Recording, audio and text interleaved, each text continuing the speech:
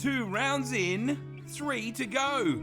It's not even the halfway mark in the Brandt Sprintcar Speedweek, but the battles have been epic so far.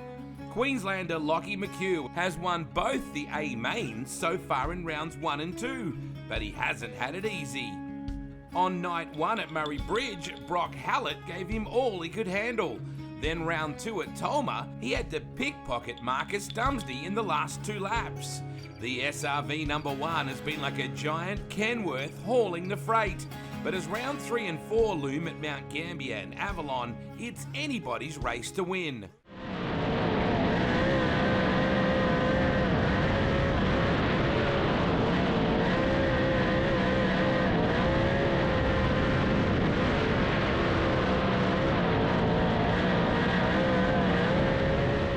Second in the series, with Marcus Dumsney third, Luke Dillon fourth, and Ryan Jones fifth.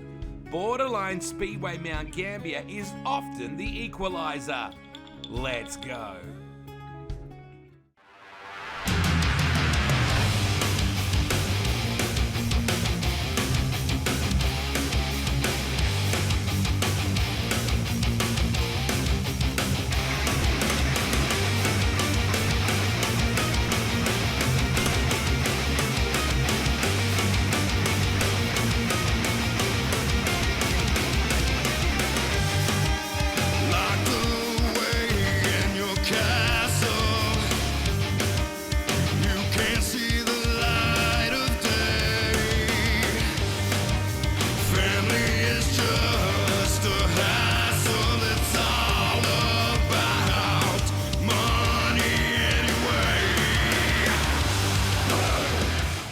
The name Sutherland has been around Speedway in Mount Gambier almost as long as the sport. So has the family business Gambier Earth Movers. Some things, like the Blue Lake, are iconic in these parts. As one of the local heroes on the Limestone Coast, Glen Sutherland is one to watch at his hometown round tonight, and he's in great form. Yeah, we're definitely faster than we have been. We've got more confidence. The car's ripping around really well. Jordyn's just getting it set up and comfortable for me. So I'm comfortable every time I sit in the car and know nothing's going to fall off with Andrew and Fish and Brad working on the car and Jordyn ripping around. We're really good.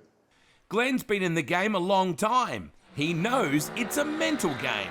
Yeah, no, confidence builds confidence. So we've got a good package and yeah, I'm stoked to sit in the car every night. Glen and his sister Heather run the sizable Gambier Earth Movers family business, so surely sprint car racing would be a distraction. This is a good separation from work. It makes me clear my head, the drive to and from track. I don't know what else I'd do, so we've been doing it for a long time now. Started racing juniors when we were 13, so it's been a long road and this is our life.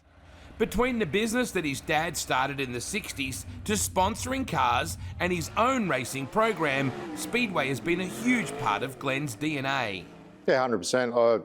As a kid, I used to go to watch Bill, so I'd sit on the dad's shoulders or guys from work and grab their ears and we'd only watch Bill. So, yeah, I don't know nothing else. I think my first race, Dad took me to, I was 4 months old, so it's been in our life forever. After all this time racing, these cars still light his fire. I think from the time you get to the track and you fire the car, I think it's next level to be able to say we do this, and with the coverage that we're all getting at the moment, it's really cool that people say, oh, geez, this is a cool sport. So just explain what it does to people. It's next level. It's good. It's a learning game for everyone, though Glen believes the youngsters have an advantage. Some nights are harder than others, but yeah, Dad always said if we got parts in the truck, rebuild it and go again. So best way to get over it's get back in the seat. So. How long does it take before you get, if someone starts at a sprint car right now, how long realistically, if they've got some talent, should it take to be able to run consistently in A mains? Oh, well, you take Parker, and he's only been starting for a year, and he's consistent. If you have a good background in karts or something else before then, I don't think it'd take them long. Yeah, these younger guys with the simulators and everything, that's just huge for the sport. So, Glen's goal for Speed Week is simple. Top 5. Yeah. What will you have to do differently that you haven't done before to get top 5? Finish races. For finish races, but I think we've got the package that we can do it, so yeah. Good field this year, stout field, like some of the best Aussies that we have, and 3 talented young Americans and 5 different tracks in 7 days, so it's up the level, I think. Yeah, for sure. I can't wait till Murray Bridge and we fire off, and it'll be really good even this weekend to see where everyone's at. I think it's going to be a great start. Borderline Speedway and the city of Mount Gambier, or the Limestone Coast as it's known, offers some of the most beautiful scenery in Australia, from the stunning Blue Lake to surprising sinkholes. But many would argue that this is Mount Gambier's greatest treasure. And that's where the stars and cars of Brandt Sprintcar Speedweek arrive for round 3. Mount Gambier teenager Parker Scott is one of the newest faces in Australian sprint car racing. Yeah, I've been in sprint car now for a year and a half, and it's been a big learning curve, but I think we're definitely starting to make ground, and we're definitely getting there. We're starting to lock into some shows now, so we're just going to keep going, see how far we can go. Parker's family team is iconic in Mount Gambier and South Australia in particular, having been around for decades. Pretty sure it was just my pop, Ray. He started all this team, and then Dad's taken over, and they've had a lot of good drivers come through and run it. So now it's my turn, and I get to take it to the next level. It's been an awfully big step up for Parker in a short time. Before the sprint car, I raced about a 30 horsepower 125cc go-kart. So it's been a big step, but yeah, I think the grounding in go-karts and racing at the national level all year round has been probably the greatest thing for it. Parker and his dad Ash spend their time on the road together. Had he not passed away a couple of years ago, Parker's granddad Ray would have also been pushing this team. Working with Dad has its times. We're definitely not, it's not all sunshine and rainbows, but we sort it out, and it would have been really cool to have Pa along with us, but it is what it is. Very few people get to drive a sprint car, and even fewer are born into a team. Yeah, I'm super fortunate to be able to be born into it, and I've watched it my whole life, and now it's my turn, and I'll see if I can carry the torch and hopefully get the next generation ready to go again. Parker doesn't have huge time on the Speedweek venues, but he has at least practiced on the new Tolma Speedway.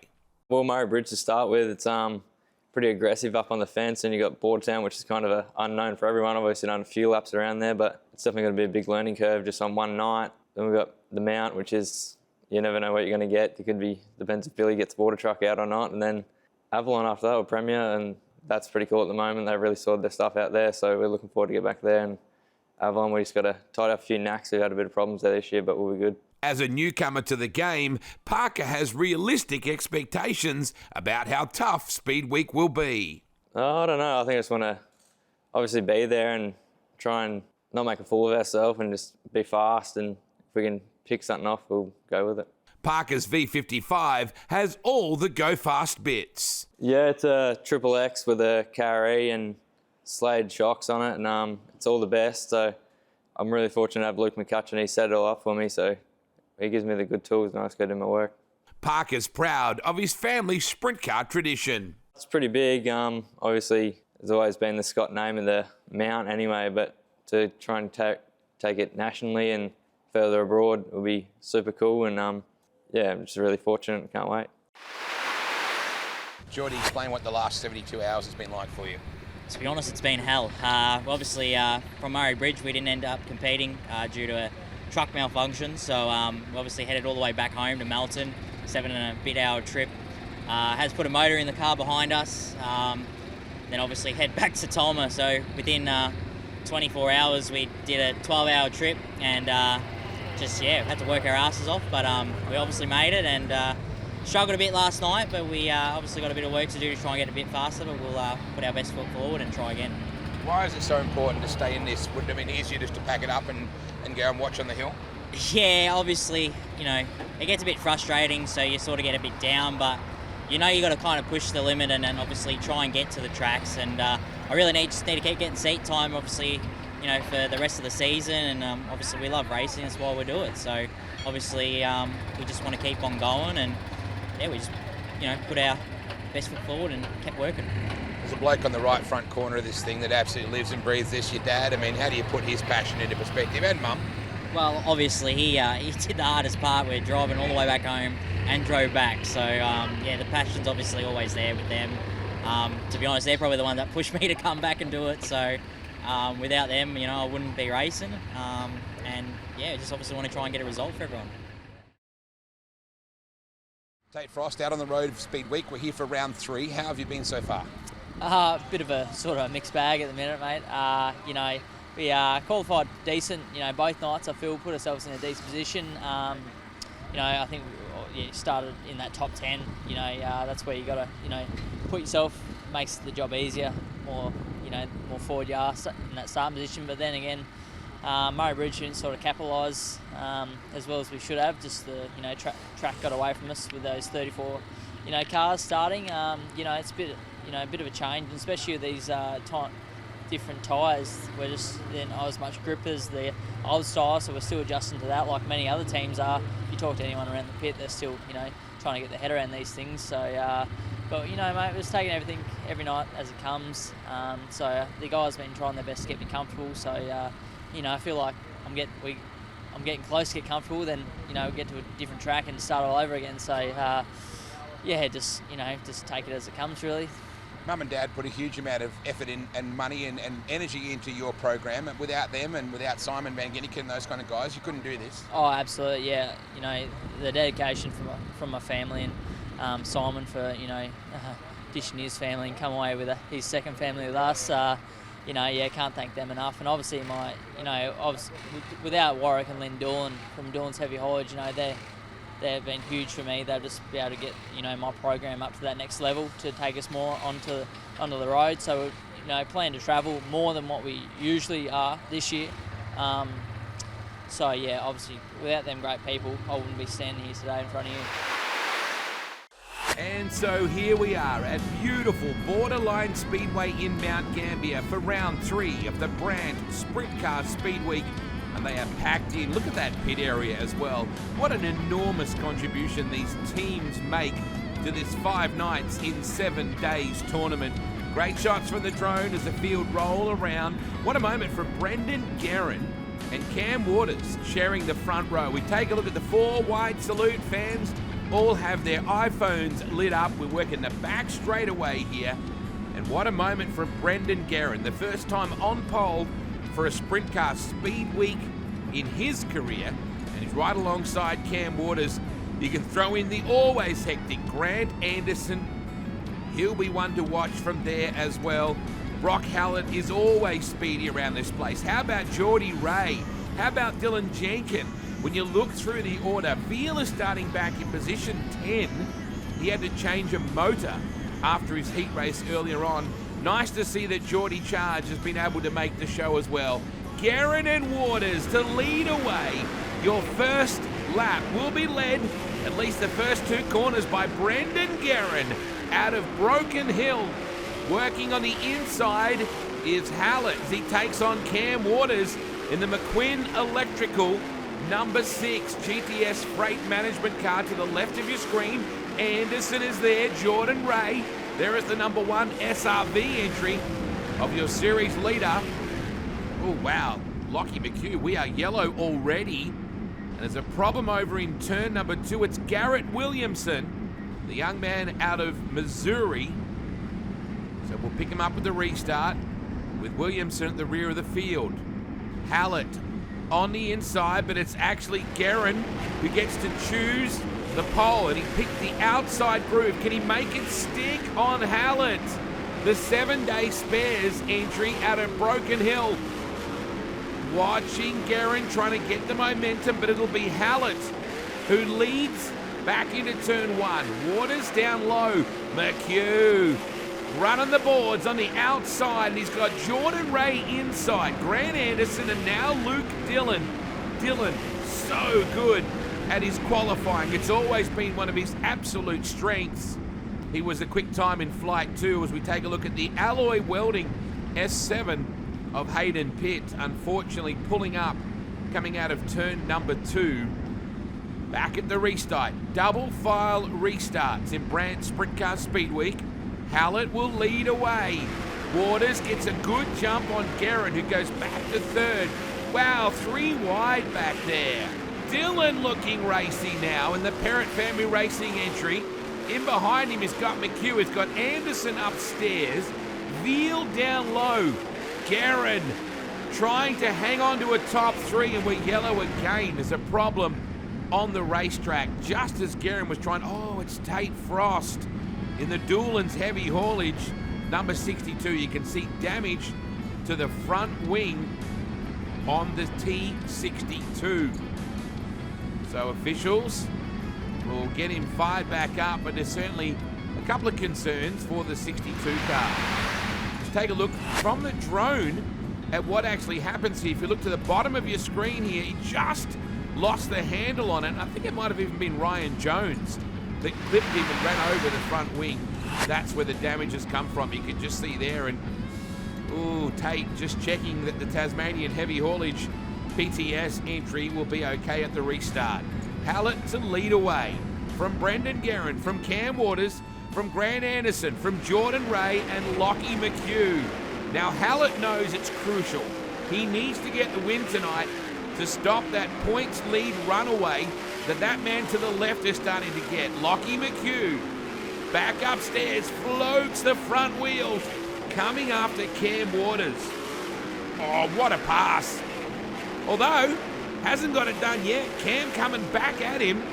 He's got some good groove down low.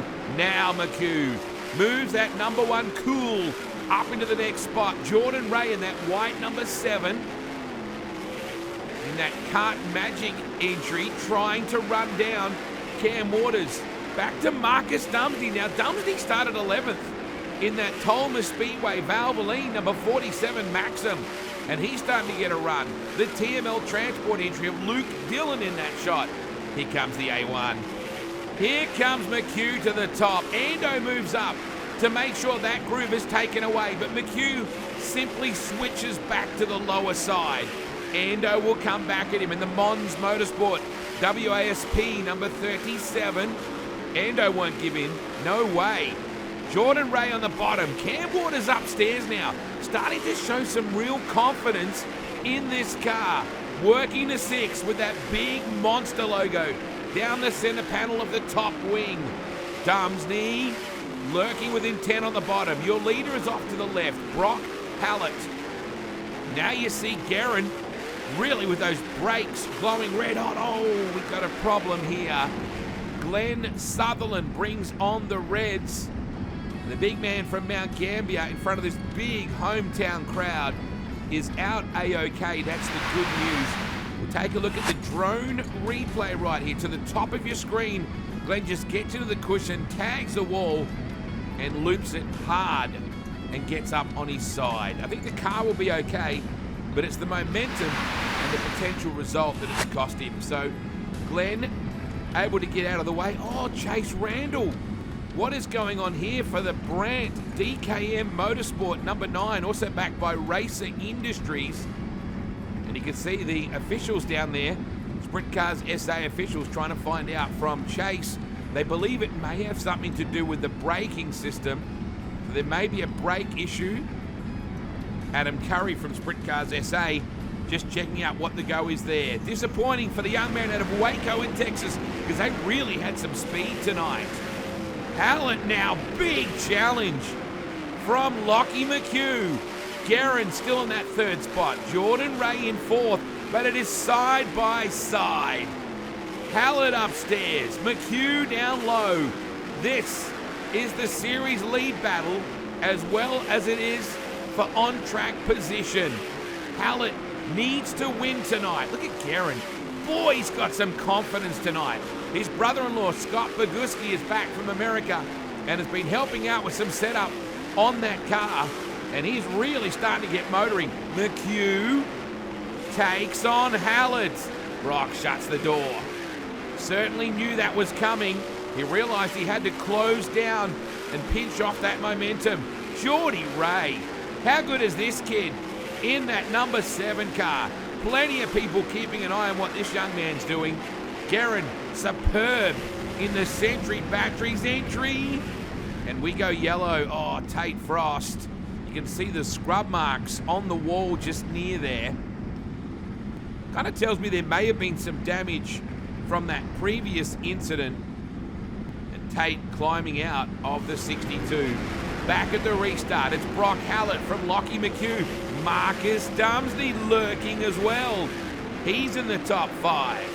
McHugh drifts up track. And right now, it's the GW Racing entry. Oh no, Jordan Ray. Something has gone wrong with the Kart Magic 7D. And he looks like he'll be retiring from this one. That is devastating. Young man was doing such a great job. Your PWR Advanced Cooling Technology restart sees Hallett getting away in the Kaiser Wheels GW Racing entry. Back in second, Lockie McHugh. Well, Hallett's opened up a bit of ground here. Dumsney, now it's Veal. Now remember, Jamie Veal came from position 10. Last night he was third at Tolma. Marcus Dumsney was second after leading for pretty well 33 laps. So right now, Hallett wants to stem the flow. He wants to stop Lockie McHugh from getting a hat trick. He's got some good speed. Just as I say that though, McHugh seems to be able to close in when he needs to. Still, this battle raging now with Garet. Now he's got Jamie Veal to deal with. Veal has come from the 5th row outside. They had to swap a motor in the SWI Maxim earlier on tonight. And he's starting to get a run. Garet really having to run the top with conviction. Veal has got the brakes glowing red hot. They both have. And Veal goes through. Superb drive from Jamie Veal. He puts Garet back to that 4th position. Hallett getting by the lap car of Delamont. Man, McHugh, you can just never rule him out, can you? Now he switches back to the middle. They're going to come up on Garet Williamson, the young man out of Missouri, to put a lap down on him. McHugh upstairs. Hallett switches from the bottom back to the top. Lockie puts the slider in. Can't get it done there. Tremendous racing from these two. Two guys at the top of their game. And checkered flag comes out. Wow. It got by so quickly. Brock Hallett will win, but narrowly from Lockie McHugh, Jamie Veal, Brendan Garet, Marcus Dumsney, Grant Anderson, Cam Waters, Luke Dillon, Daniel Pesca. Wow. And 10th was Dylan Jenkin ahead of Joel Heinrich. So Taya Hall gives the Speedweek checkered flag to Brock Hallett. He gets up and waves. He's your winner in round 3. Mate, great run. Very, very great. Good race. Lap traffic certainly playing a part. Yeah, just really didn't know where to run, and sort of thought the bottom went away enough that I could start running on the top, and then Lockie stuck his nose in there and sort of showed me where I had to go. So kind of got lucky with cautions. I felt like, you know, I needed clean track so I could sort of try and run away, but it's finally good to beat the number 1. He's beat me a few times this year and ran second to him a lot, so it's finally good to get a win over him, and just got to thank the whole GW Racing team. All the great crowd here. Stressless Maintenance is here as well as Trent Millich Plumbing helped us out with the shed today. So just got to, you know, it's just a credit to this team and how hard we keep working, and move on to Avalon in a few days.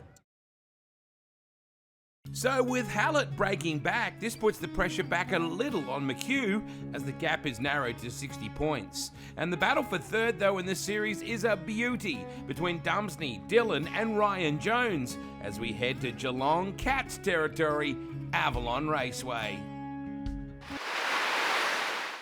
Avalon Raceway is an historic and unique venue. It's been a part of the World Series Sprint Cars and Sprintcar Speedweek culture for decades, and the Drew family are proud of the legacy it holds in Australian Speedway.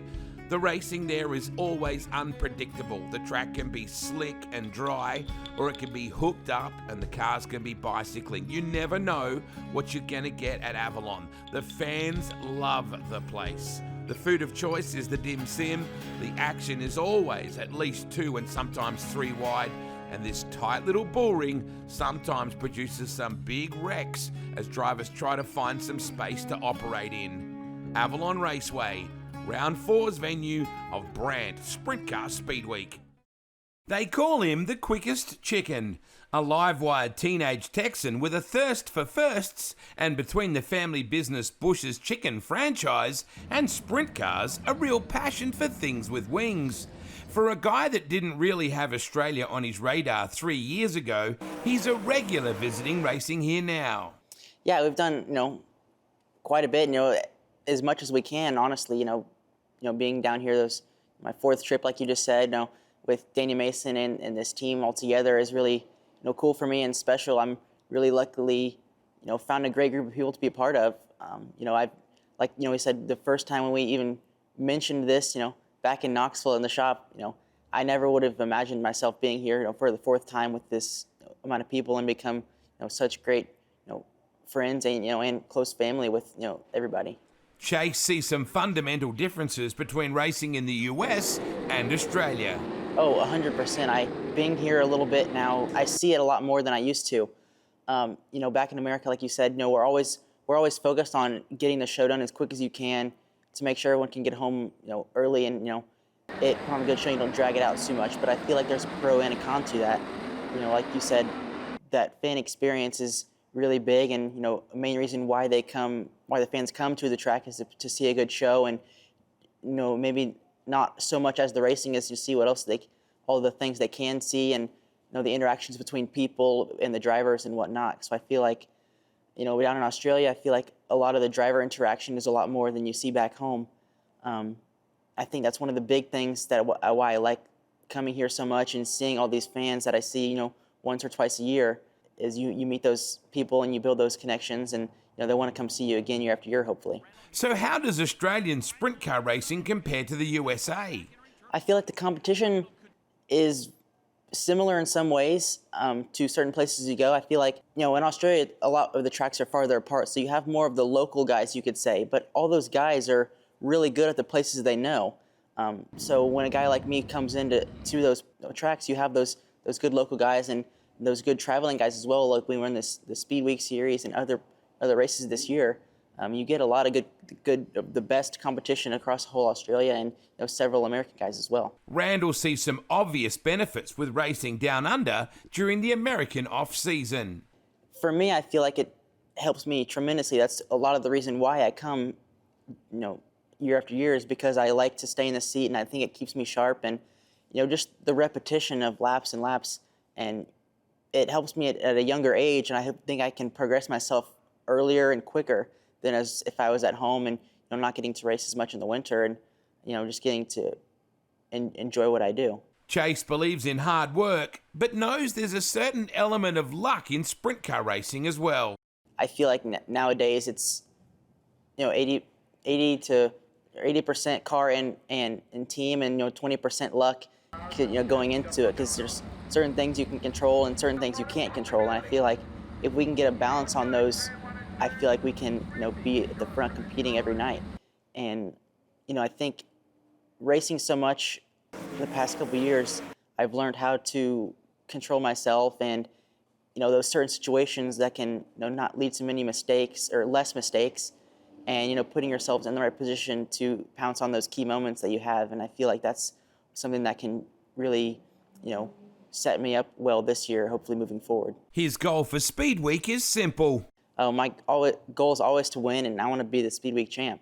I mean, I'm not coming here to run second to anyone. I mean, I'm here for the win and to do the best I can for my team. Ozzy, you've got a huge investment here in what you're doing with your son and being out on the road. Why do you commit to something like Speedweek? We just love the sport. We like to get around, and the more races we can do with him, the better he's going to get in time. So travelling's a good part for us. If we weren't racing, we'd be working. So yeah, come down and do a bit of race. It's good. So tell me about the Corbett group and how that works for you. How many rigs you have at your disposal and all your plant stuff. Yeah, so we run about just over 200 trucks in our fleet every day. So between interstate bulk tippers, earth moving equipment, and on top of that as well. So it's a big part of our business. So certainly the road freight's a big part as well. Keeps us pretty busy. Why? How can you switch off? Like, this is obviously holidays in inverted commas. How do you switch off from the pressures of business? Oh, it's pretty hard. Phone's ringing, but we're lucky we got really good guys, you know. So every parcel of our business, the trucks are sort of split up into a certain amount of trucks and earth moving fleet for a certain amount of guys that run them. And so those guys, we rely on them a lot. They do a really good job. So, you know, I sort of hear from those guys in the day-to-day stuff. So, yeah, run a really good show. Now, you race these things as well, not so much lately, but certainly you do. How do you say to Jai, do as I say, not as I do? Oh, I don't even tell him now. I just go and do it. So, no, he does a pretty good job. You know, he's still in that learning phase. I think they say it's a 4-year apprenticeship. I think they're pretty well right with that. So, you know, the more laps he does, the better he's getting all the time. So it's just one of those things.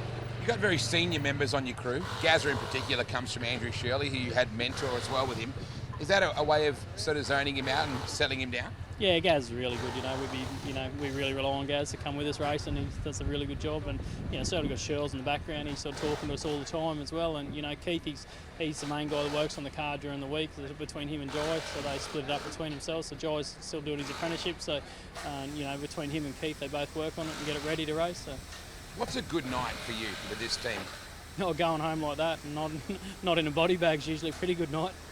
But is there a certain goal you want from him each night, or just you want him going forward or learning? At what point are you in with your expectation? Oh, certainly. Like last time we were down here, we had a really good run. He was sort of top 5 cars every night. So we like to have those weekends, but everyone knows you can't do that. It's certainly in this sport, it's a tough sport, and there's a lot of luck with it as well. So he's getting better and better all the time. We're sort of learning with the cars, and every time we change a chassis, there's always something different in that car we've got to find. So I think this car now, we sort of went away, but we couldn't make it work. Now we've got it back and we're making it work. So it's one of those things. Garrett, there's a lot of things that are the same in sprint car racing in 2 corners of the world, but there are a lot of things that are probably different. What are the differences? I don't know, obviously your tracks are a lot smaller here, not so much banking. Wing speed's a lot different here. You don't have nothing to really lay the car over, so I think that's something we've been struggling on a lot the last few race nights, is just how to get the car left naturally without wing speed and be able to make grip and not be so balled up. So that's something we've been working on as a team. I think we made some good strides at it, and we're getting a lot closer. The format, the rules, things like that are different? The long drivers meetings, no, those aren't too bad. A lot of safety precautions, like different things like that. The format, I like the format. It's nicely ran. Obviously, the race format's the high limit one, so that's not too different from home. Just a lot of little things that you notice through the night that are a lot different than how things are ran at home. That don't make a huge difference, that it's just little things that you got to get used to. I've struggled listening on the receiver and understanding the accents, just how everything's muffled, then you got to try to pick up an accent. That's been a little bit different. Or the U44 is a little bit different, trying to pick up on a different number. And so yeah, just like I said, like little things have been a lot different.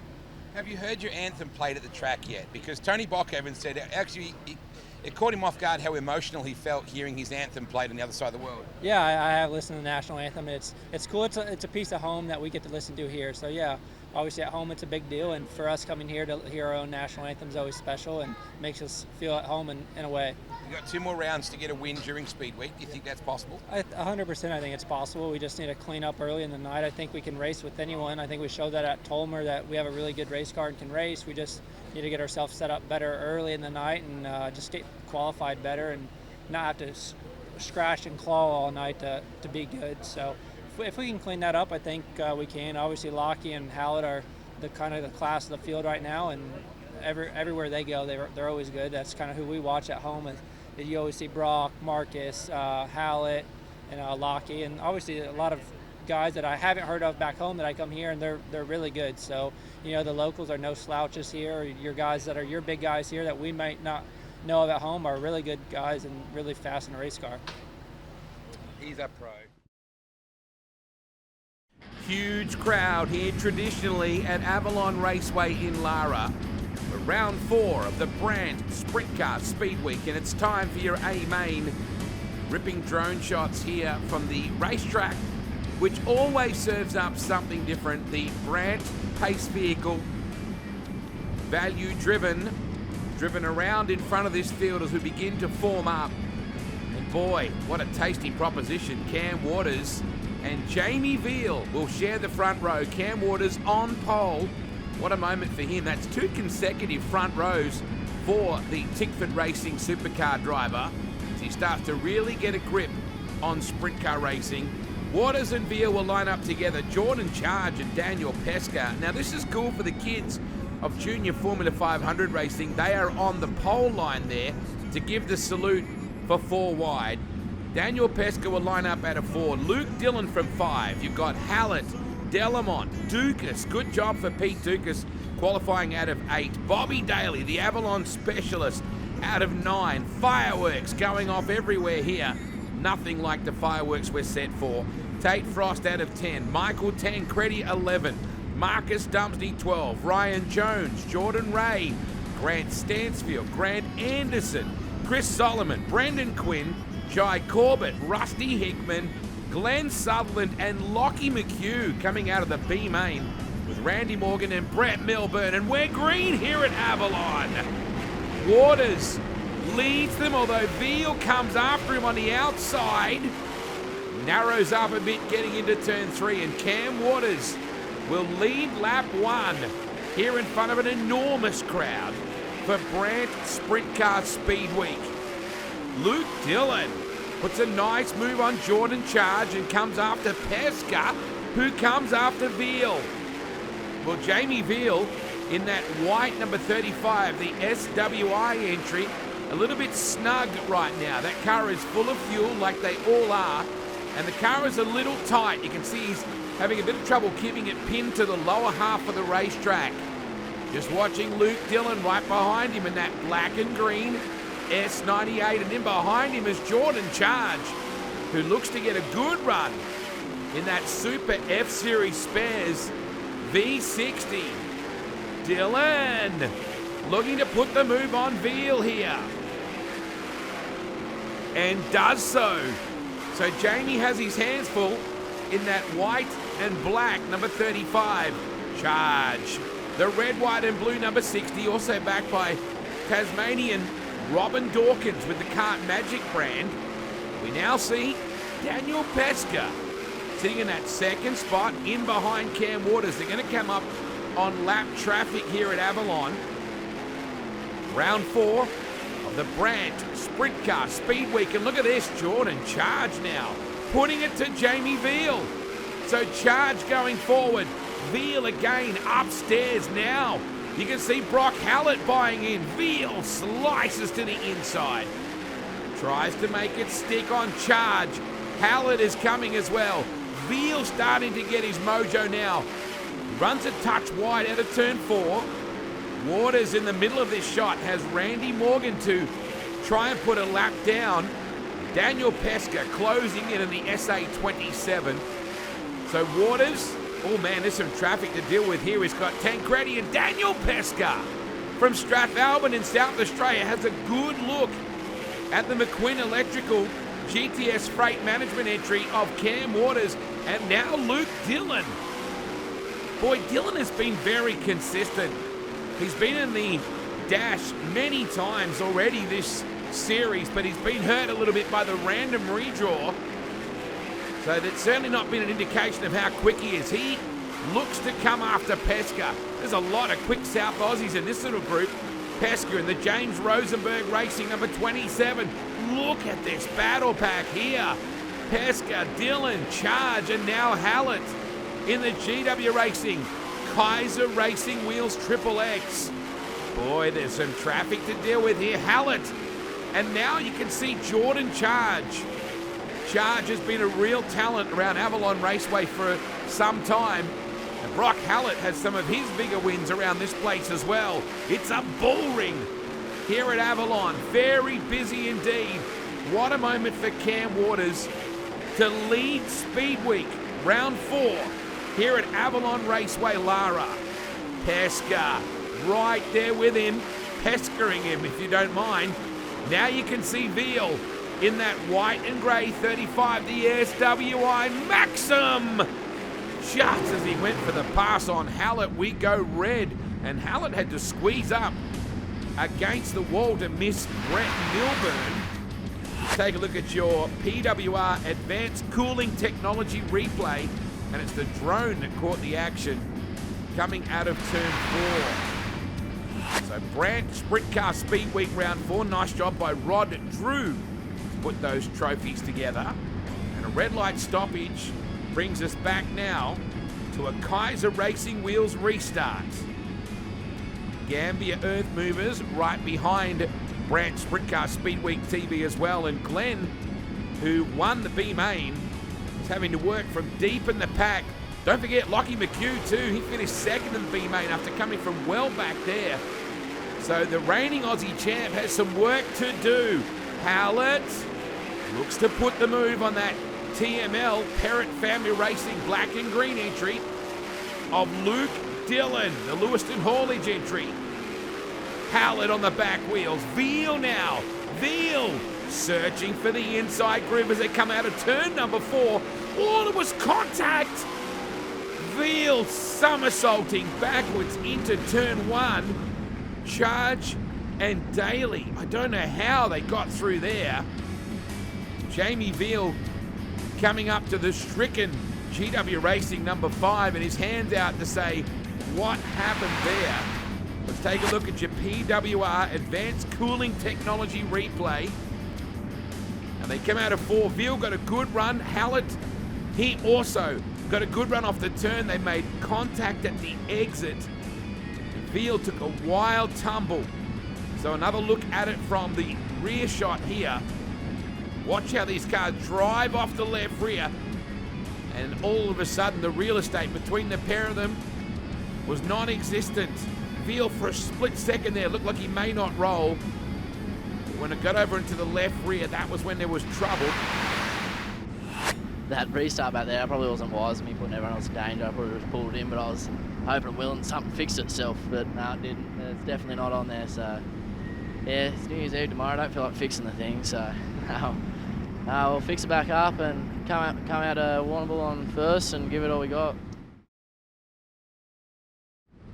So we're back right now, the Gambier Earth Movers GW Racing replay, brought to you by Kaiser Racing Wheels.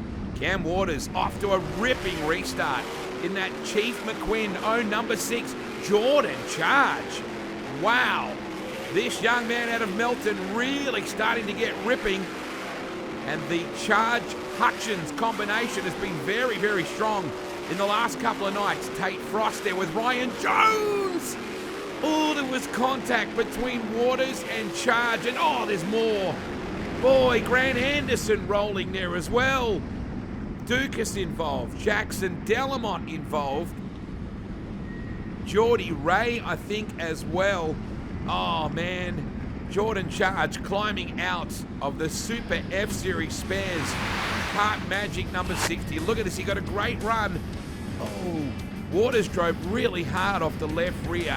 May not even have known he was there, but heavy contact tears the left front tyre off the rim for Jordyn Charge. Now look at this here. Jones, Dillon, and Frost. Is there contact here between Frost and Jones? I think there was, and oh, Dukas. Oh man, and this is where Ando, unfortunately, Stansfield, Rusty, Hickman involved in there as well. You just saw Brendan Quinn squeezing through. Here's one more look, and unfortunately that left rear, the Waters car drove really hard.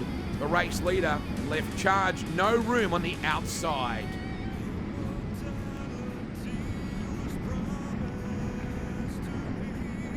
Man, that is just brutal. Here's one more look at what happens with Tate Frost in the Doolan's heavy haulage, number 62. They just get together, he and Jones. That turns. Dukas goes over the front. Now watch the contact here. Daly squeezes through. Jackson Delamont tries to get through.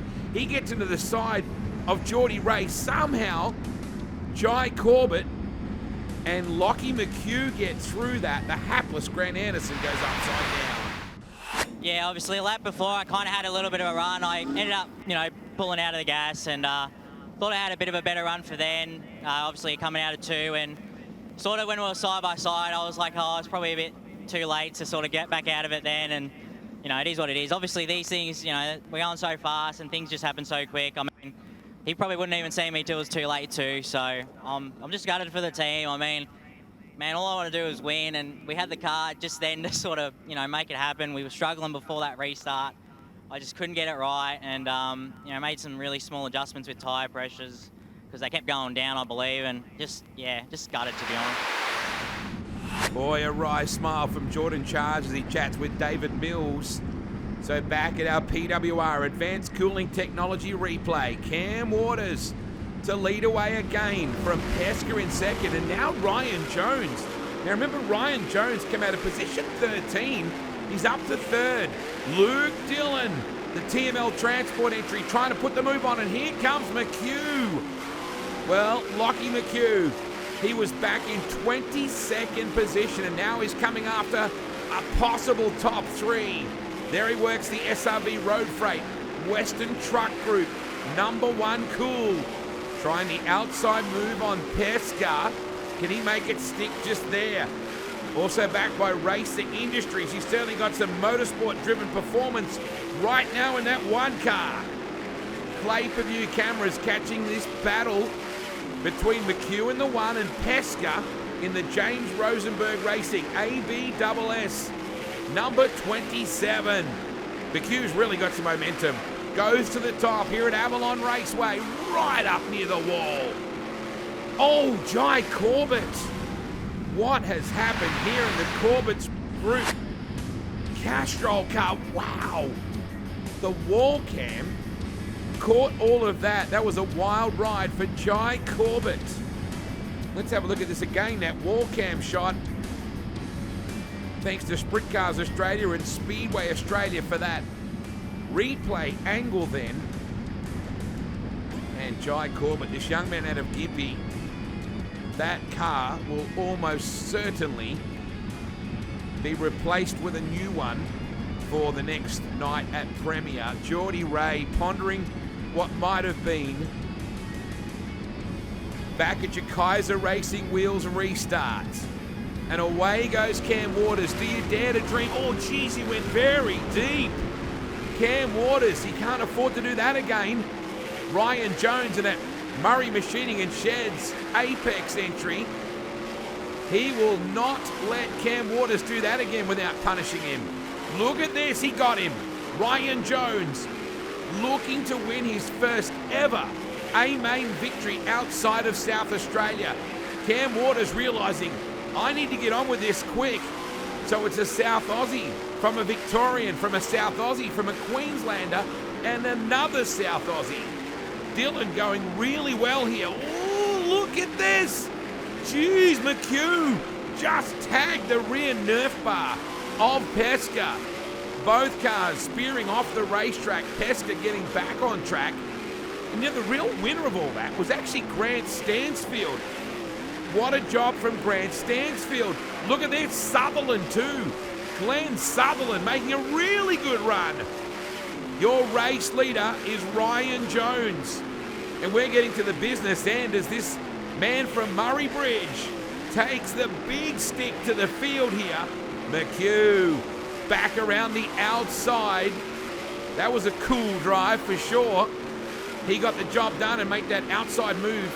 To see Sutherland and Bobby Daly buying back into this as well, but Ryan Jones, boy, what a moment this will be for this team. Daryl and Val Wright, his car owners, will be ecstatic. Grant Stansfield, can't say enough about this low-budget racer out of Warrnambool, has been standing tall. Dillon just went by. You can see Stansfield in the 88. Now McHugh. Boy, running the top like he did to get out of the B main into the A. Still floating that left rear and the left front just above the cushion. Lockie McHugh, what can he do here? The series lead is all to play for. Brock Hallett crashed out earlier in this main, which certainly took away any points he might have been able to make on Lockie. Dillon upstairs in that black and green car. Then Stansfield, then McHugh. There is Grant Stansfield doing a great job to be in this company. He's coming after Dillon. Grant Stansfield. Take a bow, son. Making his way into the top three with 1 lap to go. But it'll be Ryan Jones, an historic win here at Avalon. His first victory outside of South Australia. What a job by Ryan Jones. He'll get the win from Cam Waters, who held on for second. Grant Stansfield back to Luke Dillon. Lockie McHugh got to 5th. Pesca 6th. Bobby Daly 7th. Glen Sutherland got to 8th. Rusty Hickman 9th. Randy Morgan rounding out your top 10 in a bruising A-main. Ryan Jones up on the top wing. That's a huge moment for this team.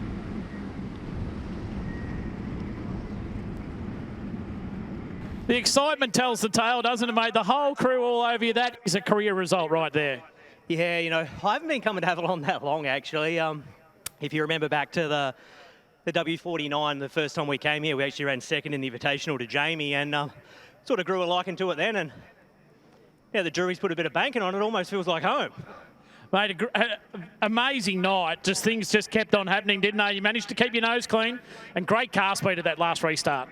Yeah, I make the wrong decisions more often than not. For whatever reason, under that open red, my partner Jo, probably one of the best things that's ever happened to me in my life is that girl. When she said to me this morning at home, she said, "You know your race car inside out, upside down, back to front." She said, "Don't doubt the decisions you make." And over there on that back straightaway under that open red, I didn't doubt anything. I just went with my instinct and made 3 small changes. And we were good before that, but I don't think we were a winning car before that open red. Wow, what a dramatic round that was. That A-main had a little bit of everything.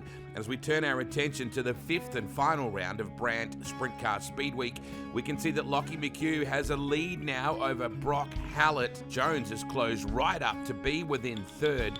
Luke Dillon 4th, Marcus Dumsney 5th, Daniel Pesca, Rusty Hickman, Cam Waters up to 8th, Glen Sutherland to 9th, and now American Garet Williamson moves up into position 10.